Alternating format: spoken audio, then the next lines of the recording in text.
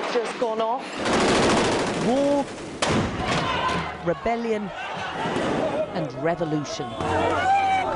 For more than a decade, I've been outside Britain reporting on some of the big events shaping lives and views inside. Back in Britain, also known as the United Kingdom. I haven't lived here since 2005, and I want to find out just how much has changed over the past 12 years.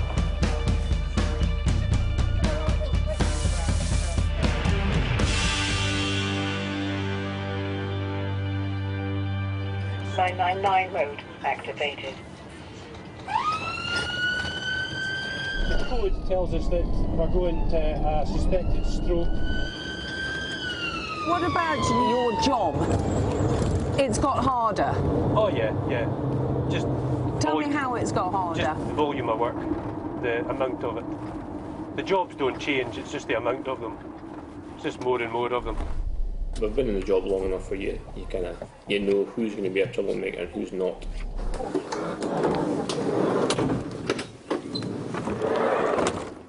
Have you ever been attacked? Yeah, took a patient to the hospital and he arrived at the hospital and just completely changed.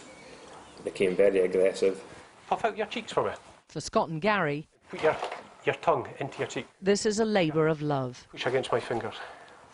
And I'm here to find out why they do it and how, as Scots, they feel they fit into Britain today. What do you think being British is? I feel Personal opinion. I personally feel Scottish because when you hear news and what have you, and they speak about the north, they're speaking about Manchester, you know, and it's just we go, well, that's not north, you know, Manchester's. Do you feel forgotten up Yeah, here? yeah. And we feel forgotten in Scotland because everything's the central belt. Everything just happens in the central belt. It's like it's a surprise that you're here, because it's usually just Glasgow and Edinburgh that get the TV crews. It's Did ask for Glasgow. I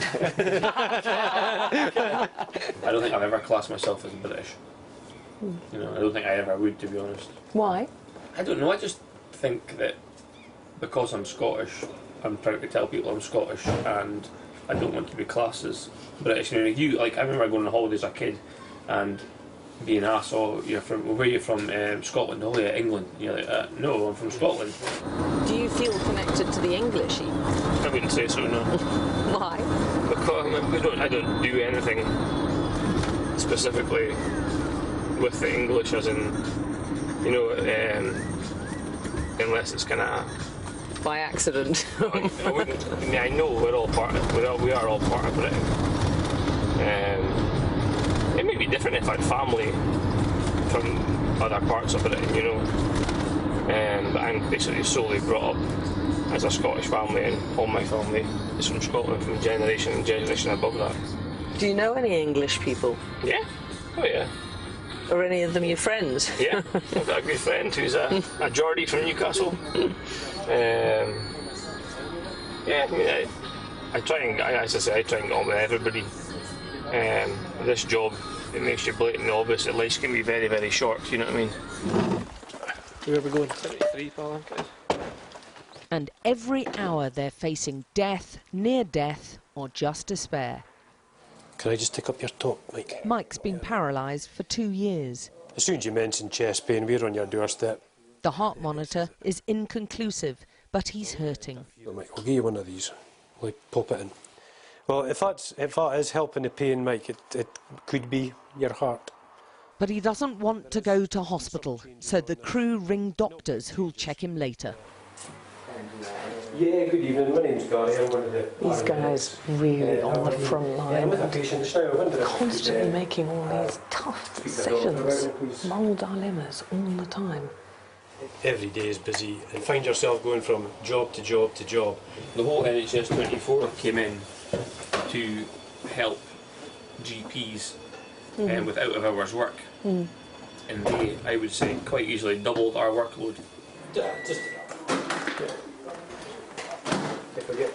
Because if we were switched off for our break, it's a half an hour period where we can only be disturbed for certain calls, as in life-threatening, cardiac arrest. That's the only time they can disturb us. anything else will just be put on the waiting list till we finish our break.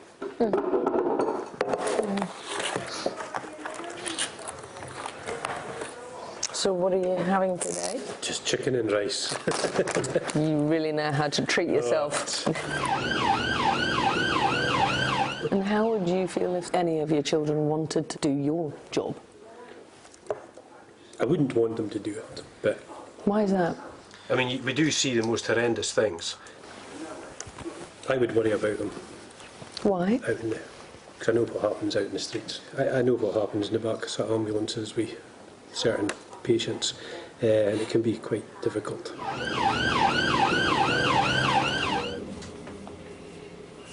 Take a big deep breath. Does that make any difference to the pain? We'd watched the crew work a busy, long shift. You still feel satisfied with it? But don't get me wrong, this is the best job in the world.